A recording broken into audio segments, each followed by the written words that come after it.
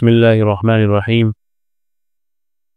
یہاں سے اکابر اور اسلاف کا قرآن کریم پڑھنے کا معمول ذکر کیا جا رہا ہے کہ وہ حضرات دیگر عبادات کے ساتھ ساتھ اور دیگر ذمہ داریوں کے ساتھ ساتھ اللہ اور بندوں کے دوسرے حقوق ادا کرنے کے ساتھ ساتھ قرآن کریم کتنی زیادہ کثرت کے ساتھ تلاوت فرماتے تھے۔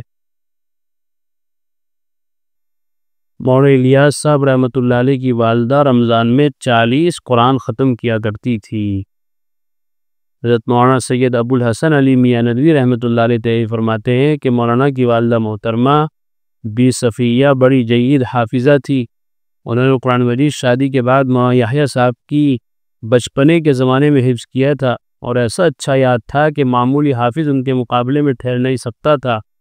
معمول تھا کہ رمضان میں روزانہ پورا قرآن مجید اور 10 پارے مزید پڑھ لیا کرتی تھی، 40 پارے روزانہ۔ اس طرح ہر رمضان میں 40 قرآن مجید ختم کرتی تھی۔ اسی زمانے کی عورت ہے، قرآن صحابہ اور تابعین کے زمانے کی نہیں، حضرت مولانا الیاس صاحب رحمۃ اللہ علیہ کی والدہ۔ ایسی نیک صالح ماں ہو باپ ہو تو پھر اولاد بھی ایسی پیدا ہوتی ہے۔ حضرت مولانا الیاس صاحب رحمۃ اللہ علیہ پیدا ہوئے، اللہ نے ان سے دین کا دعوت و تبلیغ کا کتنا بڑا کام انجام ان کے ذریعے سے دلایا گیا، کتنا بڑا کام لیا ہم سب دیکھ رہے ہیں۔ تو اسی لیے کہتے ہیں کہ والدین کی نیکی اولاد میں منتقل ہوتی ہے، والدین کی نیکی کی برکت اللہ تعالیٰ اولاد میں منتقل فرماتے ہیں، اور والدین کی نیکی کی لاج رکھ کر اللہ تعالیٰ اولاد کو ضائع ہونے نہیں دیتے۔ تو یہ دیکھیے کہ عورت گھر کے کام بھی کرنے ہیں، اور گھر کے کام اس زمانے میں تو کچھ بھی نہیں رہ گئے ہیں۔ پرانے زمانے میں تو سارے کام ہاتھ سے ہوتے تھے، کھانا بھی بننا ہے اور پھر اس کے لیے بہت دیر تک آگ بھی جلانی ہے، اور پھر روٹی پکانا ہے، کھانا سالن، بچوں کو بھی دیکھنا ہے، ان کے بھی کپڑے بدلنے ہیں، اور ہاتھ ہی سے کپڑے بھی دھونے ہیں، گھر کے جھاڑو سب کچھ کرنا ہے۔ لیکن اس کے باوجود قرآن کریم کے ساتھ ایسا سچا ایسا پکا تعلق تھا کہ روزانہ 40 پارے پڑھ لیا کرتی تھی۔ اور آج کل تو عورتوں کو بہت سہولت ہو گئی ہے، کتنے گھرانے ایسے ہیں کہ جہاں کھانا بنانے والی الگ آ رہی ہے، جھاڑو پوچھا کرنے والی الگ آ رہی ہے، کچھ کام ہی نہیں رہ گیا ہے گھر کی عورتوں کو سوائے موبائل چلانے کے، یہ سوائے غیبت کرنے کے، اس کی اس کی تیری میری، سوائے ان باتوں کے اور کیا مسئلہ رہ گیا عورتوں کے پاس؟ کچھ بھی نہیں۔ وہ اگر چاہیں تو 40 پارے نہیں بلکہ کئی قرآن ختم کر لیں، لیکن وہ ہے کہ کرنے والے کے لیے، کوئی اگر نہ چاہے تو بہانے ہزار ہیں۔ لیکن یہ پرانی عورتیں اور یہ پرانے حضرات اپنی آخرت سنوار کر چلے گئے ہیں، اور اسی 24 گھنٹے میں جو 24 گھنٹے ہمیں ملے ہوئے ہیں اور بڑی فرصت کے ملے ہوئے ہیں، سارے کام مشینوں سے ہو رہے ہیں، بڑی سہولتوں سے ہو گئے ہیں، اس کے باوجود بھی اگر کوئی آدمی خود ہی نہ بڑھ چڑھ کر ان چیزوں میں پہل کرے تو اس سے بڑا محروم کون ہو سکتا ہے؟ شیخ الحدیث حضرت مولانا زکریا صاحب کاندھلوی رحمۃ اللہ علیہ فرماتے ہیں کہ ایک رمضان میں نے اپنے دوستوں کو 61 قرآن کریم ختم کرنے کے لیے لکھا، ایک رمضان میں، یعنی 30 دن میں 61 قرآن۔ کتنا بننا ہے ایک دن میں؟ 2 قرآن سے بھی زیادہ۔ میرے دوستوں نے کوشش کی، مولوی انعام نے قرآن سنائے ایک نے، اور بعض لوگوں نے 60 ختم کیے۔ میری دادی جان کا روزانہ اپنے وظائف کے ساتھ رمضان میں 40 پارے ختم کرنے کا معمول تھا۔ حضرت شیخ مولانا زکریا صاحب رحمۃ اللہ علیہ، دوست بھی ایسے ہوتے ہیں اللہ والوں کے، فرماتے ہیں کہ دوستوں کو میں نے خط لکھا کہ بھائی کون کون ہے جو اس مرتبہ رمضان میں 61 قرآن کریم ختم کرے گا؟ تو بہت سے لوگوں نے خط میں جواب میں لکھا کہ میں نے کیے۔ حضرت جی مولانا انعام الحسن صاحب کاندھلوی رحمۃ اللہ علیہ نے بھی لکھا کہ میں نے ماشاءاللہ 61 قرآن کریم ختم کیے۔ یہ وہ لوگ ہیں کہ جنہیں صرف قرآن ہی پڑھنا پڑھانا نہیں رہ گیا تھا، بلکہ عالمی ذمہ داری دعوت و تبلیغ کی۔ حضرت جی مولانا انعام الحسن صاحب رحمۃ اللہ علیہ، ہم سب جانتے ہیں کہ ان کی کیا خدمات ہیں، دعوت و تبلیغ کے تعلق سے اللہ نے کتنا بڑا کام ان سے لیا ہے۔ وہ ساری ذمہ داریاں اپنی جگہ، بیان بھی ہو رہا ہے، جماعتوں کی روانگی بھی ہو رہی ہے، جماعتوں سے مسافر بھی ہو رہے ہیں، ترتیب بھی بنائی جا رہی ہے، پورے عالم کے اندر جماعتیں پہنچانے کا نظام بھی بنایا جا رہا ہے، مشورے بھی ہو رہے ہیں، سارے کام ہونے ہیں اور قرآن بھی پڑھنا ہے۔ اور کتنا پڑھنا ہے کہ ایک رمضان میں 61 قرآن کریم۔ اللہ، اس سے یہی پتہ چلتا ہے کہ یہ واقعات جو بزرگوں کے، جیسا کہ کل بھی پڑھا گیا حضرت عثمان رضی اللہ تعالیٰ عنہ اور دیگر صحابہ کے بارے میں آتا ہے کہ ایک ایک رکعت میں پورا قرآن کریم پڑھ لیا کرتے تھے، تو انہیں پڑھ کر حیرت ہوتی کہ یہ تو پرانے لوگوں کی بات ہے، اس زمانے میں کہاں ہو سکتا ہے، یہ تو سب پرانی باتیں ہیں، تو کتابوں میں لکھی ہوئی ہے، آج کل تو بہت مشکل ہے، ناممکن ہو۔ تو چلو اس زمانے کا ناممکن لگتا ہے ہمیں، لیکن حضرت شیخ مولانا زکریا تو ابھی قریب کے زمانے کے آدمی ہیں، قریب کے زمانے کے آدمی ہیں، ابھی انتقال ہوئے حضرت کو قریباً 45 سال ہوئے ہیں۔ تو پتہ یہ چلا کہ ہر دور اور ہر زمانے میں کرنے والا سب کچھ کر سکتا ہے۔ اس سے یہ بھی پتہ چلا کہ قرآن کریم کتنی باعظمت چیز ہے اور کتنی زیادہ اللہ کی پیاری کتاب ہے، اللہ کا کلام ہے، کہ جن لوگوں کے دلوں میں اللہ کی عظمت ہے، ان کے کلام کی عظمت بھی ان کے دلوں میں ضرور موجود ہے۔ علامہ یافی رحمہ اللہ لکھتے ہیں کہ ایک متقی پارسا شخص کا بیان ہے کہ میں نے ایک عابد زاہد شخص کے لیے قبر کھودی تو قبر میں اتر کر اسے درست کرنے لگا۔ اس دوران ساتھ والی قبر کی ایک اینٹ نیچے گر گئی۔ میں نے جھانکا تو ایک شخص بالکل نیا کڑک دار لباس پہنے بیٹھا ہوا تھا اور اس کی گود میں قرآن کریم تھا جو سونے کا تھا۔ یہ کاغذ میں ہے قرآن کریم لکھا ہوا، جو ہمارے یہاں چھپا ہوا ہے، پرنٹ ہوا۔ تو وہ جو قبر کے اندر آدمی قرآن پڑھ رہا ہے اپنی، اس کے پاس کیسا قرآن تھا؟ سونے کا لکھا ہوا، گولڈ۔ اس کے حروف بھی سارے سونے کے تھے اور وہ اسے پڑھ رہا تھا۔ اس نے میری طرف دیکھ کر پوچھا کہ کیا قیامت قائم ہو گئی؟ اللہ تجھ پر رحم کرے۔ میں نے کہا نہیں۔ کہا اللہ تیری حفاظت فرمائے، اس اینٹ کو اس کی جگہ پر جلدی رکھ دے۔ تو میں نے اینٹ اٹھا کر اس کی جگہ پر رکھ دی۔ اللہ نے دنیا ہی میں دکھا دیا۔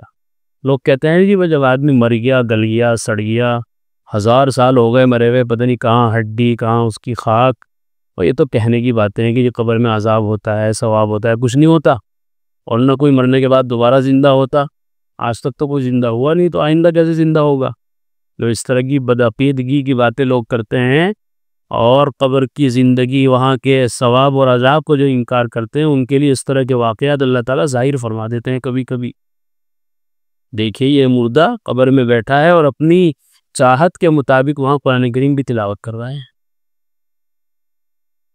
اللہ، 20 سال سے مسلسل ہر رات ایک قرآن کریم ختم کرنا۔ یحییٰ ابن معین رحمہ اللہ فرماتے ہیں، یحییٰ ابن سعید رحمہ اللہ نے 20 سال تک ہر رات ایک قرآن کریم ختم کیا، اور 40 سال تک کبھی وقت زوال میں مسجد سے باہر نہ تھے۔ 40 سال ایسے گزرے ہیں کہ زوال کا وقت ہونے سے پہلے پہلے مسجد میں موجود، یعنی یہ سمجھ لیجئے کہ ظہر کی اذان سے پہلے مسجد میں موجود۔ انہیں کبھی جماعت کے لیے پریشان نہ دیکھا گیا کہ وہ ہر نماز میں وقت سے پہلے ہی مسجد میں ہوتے تھے۔ زہیر ابن محمد رحمہ اللہ کا رمضان مبارک کے مہینے میں 90 قرآن کریم ختم کرنا۔ اور لیجیے، خطیب بغدادی رحمۃ اللہ علیہ نے زہیر ابن محمد کے ترجمے میں ان کے بیٹے محمد سے روایت کیا ہے، وہ فرماتے ہیں ہمارے والد رمضان کے مہینے میں ہر دن ختم قرآن کے وقت ہمیں 3 دفعہ جمع کیا کرتے تھے۔ ایک قرآن ختم کیا تو گھر والوں کو بلا لے، آ جاؤ دعا ہوگی، پھر دعا ہوگی، ابھی جاؤ اپنے کاموں میں لگ جاؤ، پھر دوبارہ بلائے کہ قرآن اور پورا ہو گیا، پھر دعا کر لو۔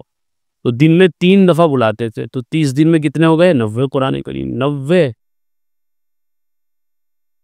وہ رمضان میں 90 قرآن کریم ختم کیا کرتے تھے۔ یہ ہے اللہ کی کتاب کے ساتھ اس کے حقوق کی مکمل طور پر ادائیگی، اور اللہ کی اس کتاب کے جو بڑے بڑے 5 حقوق بیان کیے گئے ہیں، ان میں سے ایک بڑا حق اس کی تلاوت بھی ہے کہ اس کو کثرت سے پڑھا جائے، کثرت سے پڑھا جائے، کثرت سے اس کی تلاوت کی جائے۔ تو امت کے اسلاف نے، اکابر نے اس کی تلاوت کا ایسا ماحول قائم کیا ہے اور ایسے واقعات اپنے پیچھے والوں کے لیے چھوڑے ہیں کہ جن کو پڑھ کر کبھی کبھی آدمی کو یقین بھی نہیں ہوتا کہ 90 قرآن بھی ختم ہو سکتے ہیں، کیونکہ جس آدمی کا ایک پارہ پورا نہیں ہوتا ہو پورے دن میں، تو اس کو تو ایک قرآن کریم بہت مشکل لگے گا ہی، اور قرآن کریم سے جس آدمی کو تعلق پیدا ہو جائے، محبت پیدا ہو جائے، اس کی عظمت جب دلوں میں بیٹھ جاتی ہے تو پھر اس کو ساری چیزوں سے زیادہ محبوبیت قرآن کریم کے ساتھ پیدا ہو جاتی ہے۔ چنانچہ آگے واقعہ ہے کہ 3 بڑے بڑے کافر رات کی تاریکیوں میں چھپ کر قرآن کریم سنتے تھے، ابو جہل، ابو سفیان، اخنس ابن شریق۔ دوسروں کو تو منع کرتے تھے، اگر کوئی اسلام میں داخل ہو گیا تو اس کی پٹائی کرتے تھے، ان کا جینا دوبر کر دیتے تھے، طرح طرح کی تکلیفوں سے ان کو دوچار کرتے تھے۔ لیکن قرآن کریم کی حقانیت اور قرآن کریم کی جاذبیت اور قرآن کریم کا جادو ایسا تھا کہ وہ بھی اس سے بچ نہیں پائے تھے۔ محض اپنی بدبختی تھی، ان کی ہٹ درمی تھی، جس کی وجہ سے اسلام قبول نہیں کیا۔ ابو سفیان نے تو اسلام قبول کر لیا، حضرت ابو سفیان بن گئے، لیکن ابو جہل اور اخنس ابن شریق اپنی بدبختی کے اندر ہی وہ دنیا سے چلے گئے۔ ان کے بارے میں آتا ہے کہ جب نبی اکرم صلی اللہ علیہ وسلم رات کو قرآن کریم کی تلاوت کرتے تھے تو تینوں چھپ چھپ کر سنتے تھے۔ ایک مرتبہ تینوں کی آپس میں ملاقات ہو گئی، وہی کہاں گئے تھے کہ یار وہاں گئے تھے قرآن سننے۔ تم کہاں گئے تھے؟ میں بھی وہیں گیا تھا۔ وہی تم کہاں گئے تھے؟ جی میں بھی۔ ارے اللہ کے بندو، ترس کھاؤ اپنے اوپر، قوم کو تو تم منع کرتے ہو، قوم کو تو تم مارتے پیٹتے ہو، محمد کے خلاف تم نے پورا ایک ماحول خلاف قائم کر رکھا ہے، اور خود قرآن کریم سننے کے لیے آئے ہوئے تو لوگ کیا کہیں گے؟ پتہ چل گیا کل سے کوئی نہیں آئے گا، پکا وعدہ کر لیتے چلو کل سے کوئی نہیں آئے۔ جب رات کا وقت ہوا اور آپ صلی اللہ علیہ وسلم نے قرآن کریم پڑھنا شروع کیا تو پھر وہ قرآن کریم کا جو ایک اثر ہے، قرآن کریم کی جو ایک تاثیر ہے، اس نے پھر بستر پہ لیٹنے نہیں دیا، پھر تینوں اٹھ گئے، اپنی لاٹھیاں لے کے چل دیے، لیکن اب الگ الگ راستے سے لائے، ایک ادھر سے ایک ادھر سے، کئی راستے میں ملاقات ہو جائے۔ اتفاق ایسا ہوا کہ جب آ رہے تھے سن کے پھر ملاقات ہو گئی۔ کہیں کہاں گئے تھے کہ یار وہیں، کل تو وعدہ ہوا تھا کہ کوئی نہیں آئے گا، آج پھر آگے تیسرے دن پھر آپس میں بیٹھ کے انہیں پکا معاہدہ کیا چوتھی رات میں، ورنہ 3 راتوں تک برابر ان کی ملاقات ہوتی رہی، اور کفر کے باوجود، شرک کے باوجود، کافر ہونے کی حالت میں وہ قرآن کریم کو برابر سنتے رہے۔ چونکہ اہل زبان تھے، عربی جانتے تھے، قرآن کریم کے مضامین اور اس کی عربیت سے پورے طریقے سے وہ واقف تھے، اس لیے قرآن کریم کے سننے کے بغیر ان سے رہا نہیں جاتا تھا۔ آج ایک ہم بھی ہیں، کہنے کو مسلمان ہیں، ایمان والے ہیں، لیکن قرآن کریم پڑھنے کا تو دور کی بات، سننے کا بھی ہمارے پاس ٹائم نہیں ہے۔ کوئی اگر اچھا سنانے والا ہو تو ہم اس کو سننے کے لیے بھی تیار نہیں ہے۔ رمضان میں یہی دیکھنے کو ملتا ہے کہ جہاں اچھا قرآن سنانے والا ہو تو لوگ وہاں سنتے ہی، یہ سمجھتے ہیں کہ جی تو بہت ٹھہر ٹھہر کے پڑھتے ہیں، بہت قرات سے پڑھتے ہیں، بہت ٹائم لگتا ہے، ہم تو وہاں جائیں گے، وہ امام صاحب 5 منٹ پہلے چھوڑ دیں، تو 5 منٹ بچانے کے لیے کہاں جا رہے ہیں؟ دوسری جگہ، اور کرنا کچھ نہیں ہے اس کے بعد بھی، پھر بھی وہ گپ شپ ہی کرنی ہے، رات کو پوری رات اپنی بیکار کرنی ہے ادھر ادھر اٹھ بیٹھ کے۔ تو یہ محرومی کی بات ہے کہ کافی لوگ تو قرآن کو ایسے سن رہے ہیں کہ کفر کے باوجود بھی رہا نہیں جا رہا ان سے قرآن کریم کے سنے بغیر، اور ایک ہم ہیں کہ جو پوری زندگی گزار رہے ہیں قرآن کے بغیر، اور ہم جی رہے ہیں، خوش ہیں اسی میں۔ یہ ہماری محرومی ہے۔ اللہ تعالی ہم سب کو قرآن کریم سے کما حقہ تعلق پیدا فرمائے۔ وآخر دعوانا الحمدللہ رب العالمین۔ قرآن کریم میں اللہ تعالیٰ فرماتے ہیں الا بذکر اللہ تطمئن القلوب، کہ سن لو، اچھے سے سمجھ لو، اللہ تعالیٰ کے ذکر ہی سے دلوں کو اطمینان نصیب ہوتا ہے۔ یعنی اللہ تعالیٰ کے جو انعامات و احسانات اور اس کی نوازشیں ہم پر ہیں، اگر ہم ان کو یاد کریں گے تو ہمارے بے قرار دل کو قرار آ جائے گا، سکون مل جائے گا۔ اگر ہم چاہتے ہیں کہ ہمارے دلوں میں سکون آئے، اطمینان نصیب ہو، تو اس کا ایک واحد علاج اور ایک بہترین دوا یہ ہے کہ ہم فوراً اللہ کے ذکر میں مشغول ہو جائیں۔